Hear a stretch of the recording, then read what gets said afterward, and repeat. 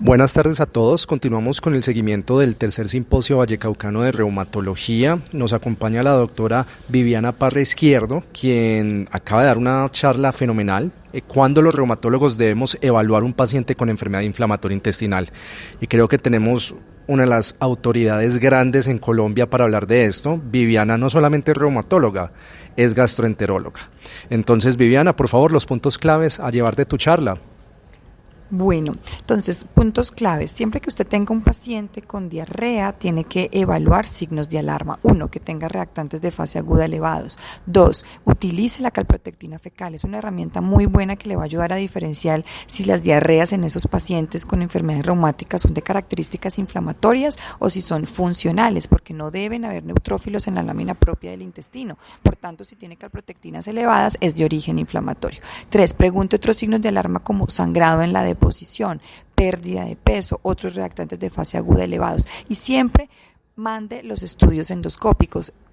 Solicite iliocolonoscopia, no solamente colonoscopia, porque a veces en el ilion puede estar la solución o la respuesta a su pregunta. Adicionalmente, si no tenga alteraciones en la colonoscopia, solicite biopsias, porque a veces se pueden documentar trastornos inflamatorios gastrointestinales microscópicos asociados a las enfermedades reumáticas. Específicamente en las 3 patologías que hablamos el día de hoy, en espóndilo, siempre que tenga un paciente con diarrea con espondiloartritis, sospeche enfermedad inflamatoria intestinal. Ojo con el uso de AINES, porque los AINES pueden generar úlceras, pueden generar elevaciones de calprotectina y confundir un diagnóstico de enfermedad inflamatoria intestinal. Y cuando utilice terapia biológica y tenga síntomas gastrointestinales, recuerde que no todos los anti-TNF funcionan en colitis o en enfermedad de Crohn.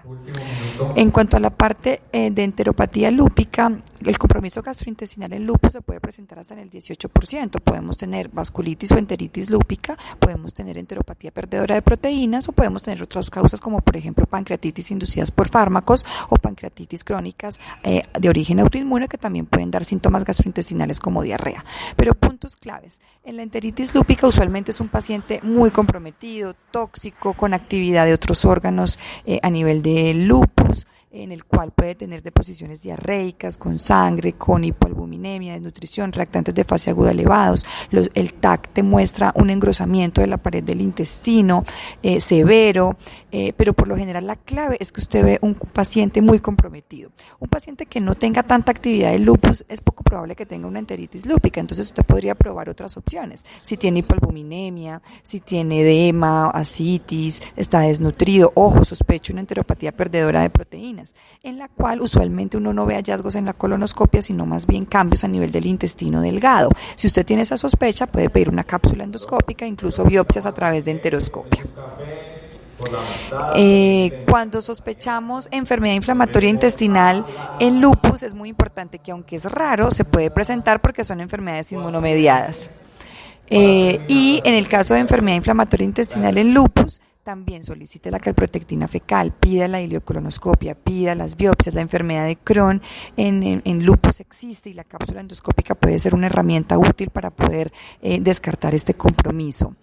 También es muy importante que los medicamentos que utilizamos en enfermedad inflamatoria intestinal como los anti-TNF a veces pueden producir signos o síntomas de lupus-like, entonces hay que estar muy atentos a esto. Si usted tiene ambas patologías, preferiblemente no use anti-TNF, sino que use medicamentos. Por ejemplo, en el lupus, la satioprina, el metrotexate le va muy bien con la enfermedad inflamatoria intestinal, pero si requiere terapia biológica puede usar, por ejemplo, antiintegrinas que tienen un efecto local en el intestino y no afectan el lupus, o si tiene también afectación a nivel de lupus y a nivel gastrointestinal severo en el que la antiintegrina no es lo suficiente, el ustekinumab ya viene aprobado para colitis ulcerativa y para Crohn, y pues hay algunos estudios en lupus que nos pueden ayudar, y tofacitinib en colitis ulcerativa le va muy bien en colitis severa y pues no estaría directamente contraindicado en lupus. Finalmente, enfermedad de Behçet y enfermedad inflamatoria es un reto diagnóstico, son patologías muy difíciles de diferenciar porque uno puede tener hasta un 50% de Behçet intestinal. Entonces, claves en Behçet: El BESED tiene un compromiso que le gusta mucho la válvula ileocecal, hace unas úlceras únicas en forma de volcanes. En cambio, la enfermedad de Crohn, además de gustarle la válvula ileocecal, hace un compromiso parchado, tanto del colon como del intestino delgado. El BESED le gustan las úlceras genitales, pero no presenta fístulas, no presenta abscesos. Entonces hay ciertos cambios o signos o síntomas sutiles que pueden diferenciarlo. Y es clave la biopsia. La biopsia en BESED muestra vasculitis. En cambio, la biopsia en enfermedad inflamatoria muestra infiltrado linfoplasmocitario, alteración de la arquitectura críptica, criptitis, granulomas, lo cual no se debe ver en BESED intestinal. Y ojo, para finalizar, el BESED es una vasculitis que cuando puede producir trombosis arteriales como de las mesentéricas puede producir colitis isquémicas. Y las colitis isquémicas pueden confundirse con enfermedad inflamatoria intestinal. Viviana, muchas gracias. Un resumen fenomenal, pues unos tips para llevarse a casa grandiosos. En algún momento el doctor Álvaro Arbeláez intentó sabotearnos esta entrevista llamándonos al receso, pero la sacaste adelante y genial. Esos datos de Behçet y de enfermedad inflamatoria intestinal siempre tenerlos en cuenta porque se nos pasa y se nos olvida. Nos quedamos con úlceras orales y se nos olvida el resto del tracto gastrointestinal como reumatólogos. Muchas gracias y continuaremos acá con el cubrimiento del tercer simposio vallecaucano de reumatología.